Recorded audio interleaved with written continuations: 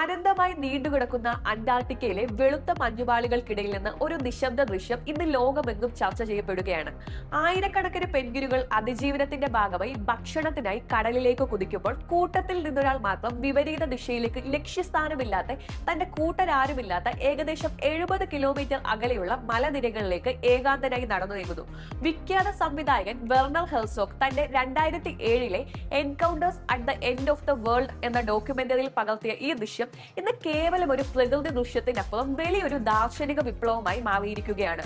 മരണത്തിലേക്കാണെന്ന് ഉറപ്പുള്ള ആ യാത്രയെ തടയാൻ ആർക്കും സാധിക്കില്ലെന്ന ഹെർസോഗിന്റെ നിരീക്ഷണം പതിറ്റാണ്ടുകൾക്കിപ്പുറം സോഷ്യൽ മീഡിയയിൽ ദ ഡിറേഞ്ച്ഡ് പെൻഗ്വിൻ എന്ന പേരിൽ തരംഗമാണ്.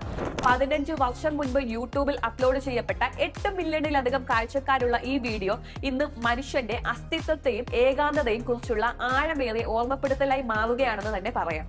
അന്റാർട്ടിക്കയിലെ ശാസ്ത്രജ്ഞരോട് ഡോക്യുമെന്ററി സംവിധായകൻ ഹെർസോഗ് അന്ന് ചോദിച്ച ഒരു വിചിത്രമായ ചോദ്യമുണ്ടായിരുന്നു. പെൻഗ്വിനുകൾക്ക് ഭ്രാന്ത് പിടിക്കാറുണ്ടോ? അവരും വിഷാദത്തിലാകാറുണ്ടോ? ശാസ്ത്രീയമായി ഇതിനെ ദിശാബോധം നഷ്ടപ്പെട്ട അവസ്ഥ, ഡിസ്ഓറിയന്റേഷൻ എന്ന് വിളിക്കാമെങ്കിലും ആ ദൃശ്യത്തിന് പിന്നിലെ വൈകാരികത അതിനും അപ്പുറമാണ്.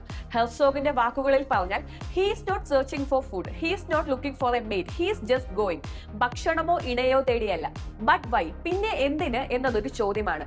മറ്റാരും പോകാത്ത ആ കഠിനമായ മലനിരകളിലേക്ക് ആ പക്ഷി നടന്നു നീങ്ങുന്നത് ആൾക്കൂട്ടത്തിൽ നിന്നുള്ള വിടുതലിനാവാം.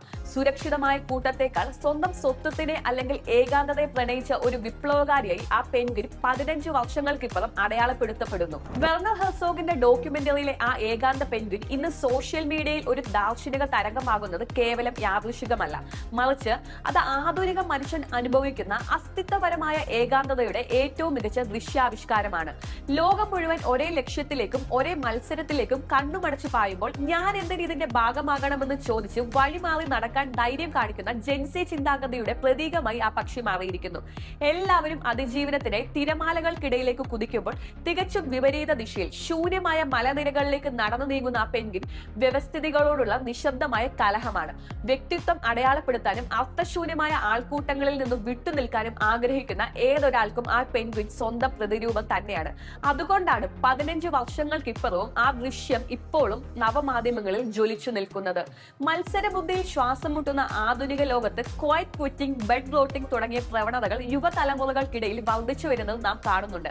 ഇതിന്റെ എല്ലാം ഏറ്റവും തീക്ഷ്ണമായ ദൃശ്യാവിഷ്കാരമാണ് ഹെർസോഗിന്റെ ആ ഏകാന്ത പെൻഗ്വിൻ. സമൂഹത്തിന്റെ വാർപ്പുമാതൃകകളെ കണ്ണുമടച്ച് പിന്തുടരുന്നതിനേക്കാൾ ഭേദം ആ വ്യവസ്ഥിതിയിൽ നിന്ന് പൂർണ്ണമായി പുറത്തു കടക്കുന്നതാണെന്ന തിരിച്ചറിവാണിത്. സോഷ്യൽ മീഡിയയുടെ ബഹളങ്ങൾക്കിടയിലും അനുഭവപ്പെടുന്ന കടുത്ത ഏകാന്തതയെ ഈ ദൃശ്യം കൃത്യമായി പ്രതിനിധീകരിക്കുന്നു.